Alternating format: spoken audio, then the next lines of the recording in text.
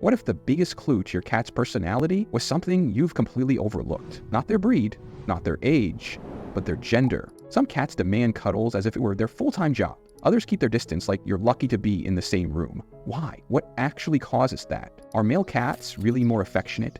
Are females truly aloof or just misunderstood? Today, we're breaking down the real science-backed differences between male and female cats. And once you understand these differences, a lot of things about your cat will suddenly make sense. Now, real quick, if you love cats, make sure to subscribe and hit the notification bell for more cat videos. Now, let's get started. You can spot the difference between male and female cats before they even grow up. From the moment they're old enough to wobble around the room, male kittens tend to be more chaotic. They jump into things without thinking, charge into play fights, and climb everything in sight.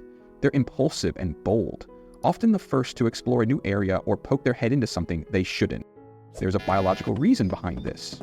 Male cats are naturally wired for risk-taking and high-energy play. This kind of behavior is how they practice for the roles they take on in the wild, roaming, competing, and asserting themselves. Their play is less about precision and more about testing limits. That same energy also means they're a little slower when it comes to self-control. Things like litter training or grooming take longer for males to pick up. It's not a lack of intelligence, it's that their focus is elsewhere. Exploration comes first. Cleanliness comes later. Female kittens are different right from the start. They're more observant. Before they pounce on a toy, they study it.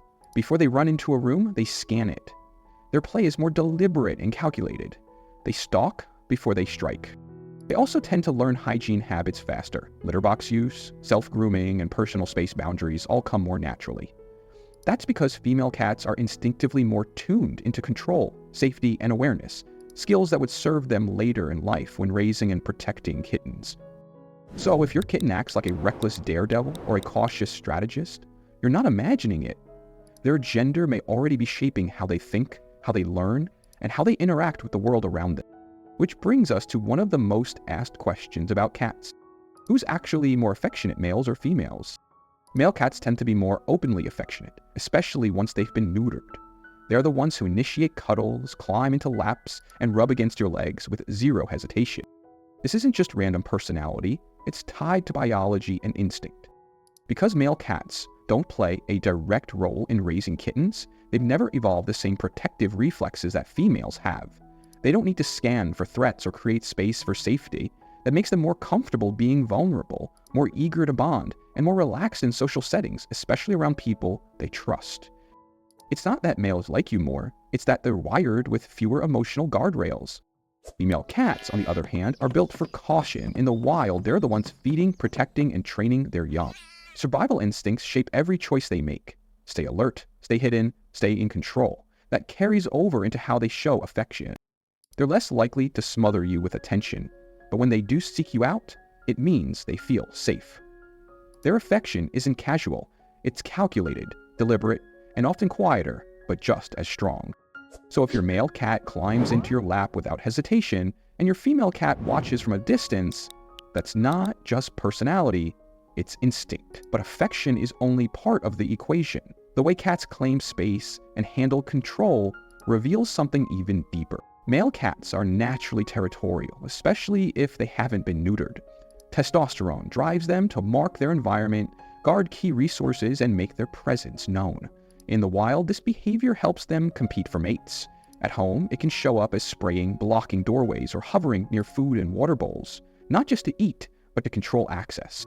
Even after neutering, some of this instinct sticks around. Scent marking might turn into rubbing on corners or sleeping in the same exact spot every day.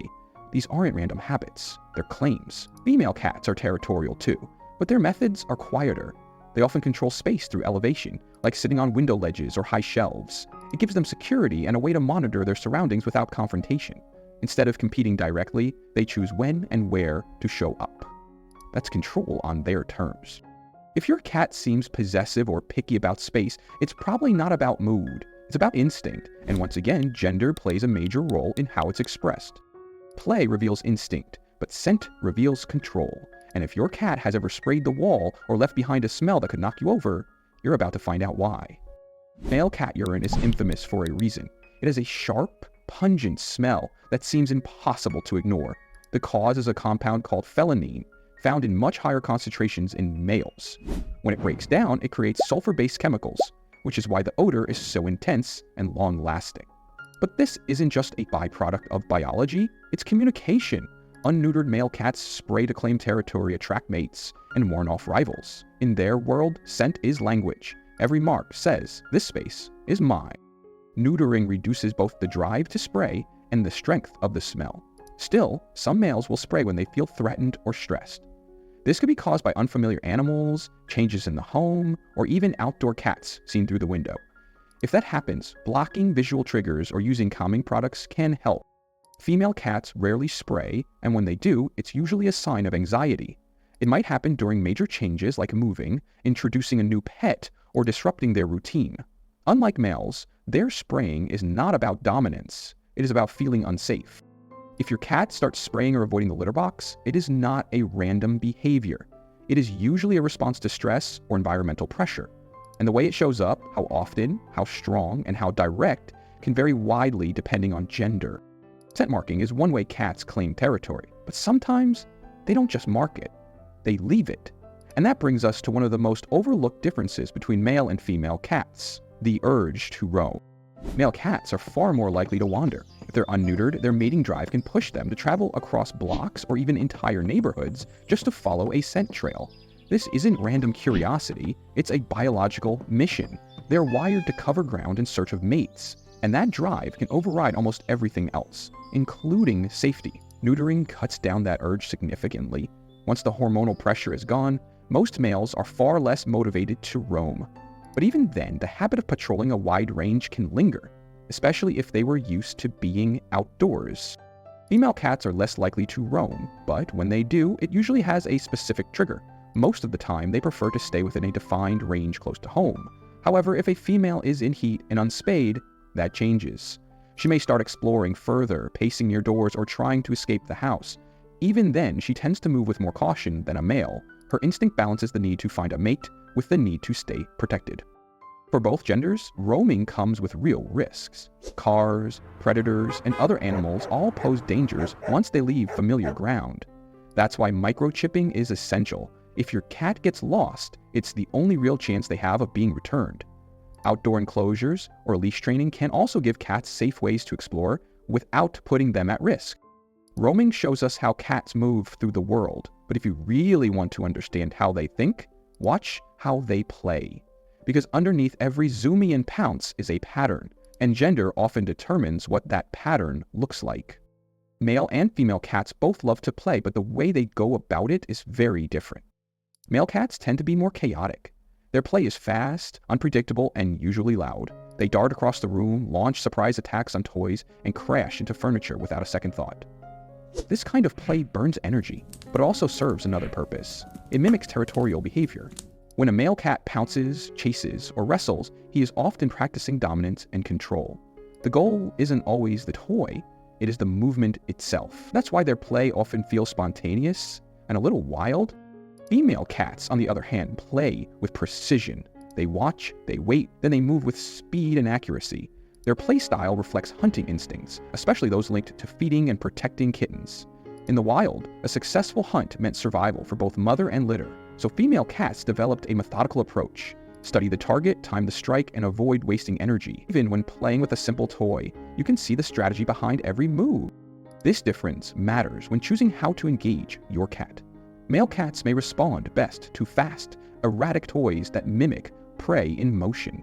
Female cats may prefer toys that allow for stalking, like feather wands or slow-moving objects they can track before attacking. How a cat plays tells you what excites them, but how do they respond to change? That reveals what unsettles them. Male cats tend to be more adaptable when routines shift. They're usually more relaxed in new environments and adjust more quickly to changes in household rhythm. As long as they continue receiving attention, stimulation, and basic consistency, most males do well. Interactive play and physical affection go a long way in helping them stay grounded. In unfamiliar situations, they may be curious or even a little bold, but they rarely withdraw completely. Female cats often need more time. They're more sensitive to change, especially when it affects their sense of control or safety. A move, a new pet, visitors in the house, or even rearranged furniture can throw them off. When that happens, a female cat may retreat to quiet spaces, stop eating, or avoid contact. This isn't stubbornness, it's a protective reflex. This sensitivity is deeply rooted in their evolutionary role. In the wild, a female cat responsible for raising kittens couldn't afford to ignore potential threats. Any disruption could mean danger. That instinct is still present today, even in a calm home. If your female cat hides under the bed or avoids interaction after something changes, give her space. She's not being distant to punish you, she's overwhelmed.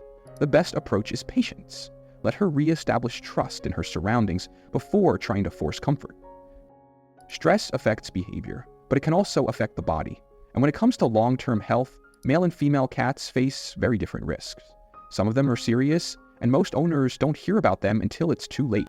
Male cats are more likely to develop urinary tract blockages, especially if they're overweight, stressed, or don't drink enough water. This is partly due to anatomy. Neutered males often have a narrower urethra, which makes it easier for crystals or debris to obstruct the flow of urine. When this happens, it's a medical emergency. Left untreated, it can quickly become life-threatening. Neutering helps reduce other risks. It eliminates the chance of testicular cancer and also lowers hormone-driven behaviors like roaming and fighting, which can expose cats to injury or disease. But it doesn't erase the need to monitor diet, stress levels, and hydration. Preventive care is still essential.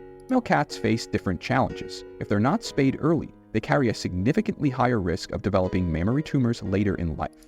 These tumors can be aggressive, and in cats, most of them are malignant. According to Cornell University, spaying a female before her first heat cycle reduces the risk by up to 90%. There's also the risk of pyometra, a serious urine infection that can occur in unspayed females. It's painful, dangerous, and often requires emergency surgery.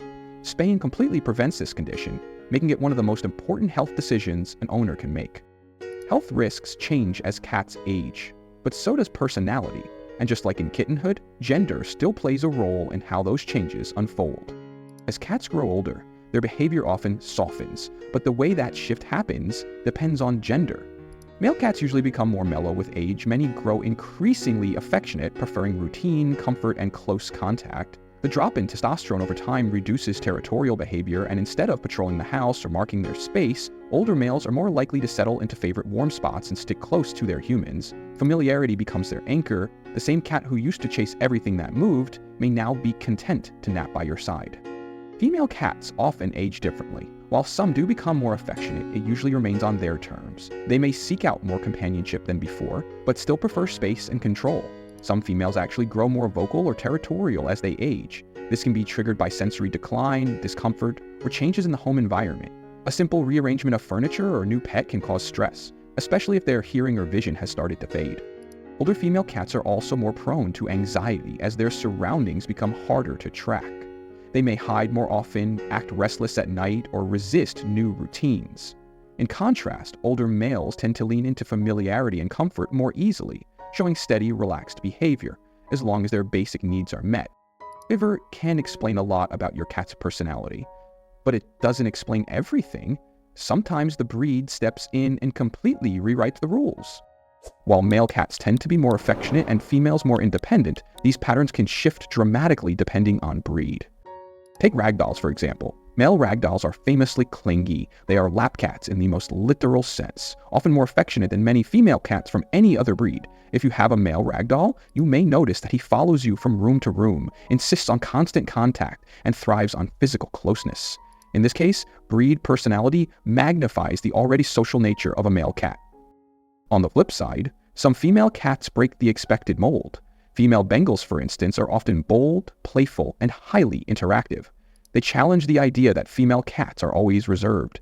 A female Bengal may be the most active and socially demanding cat in the household, outpacing even male cats of more laid-back breeds.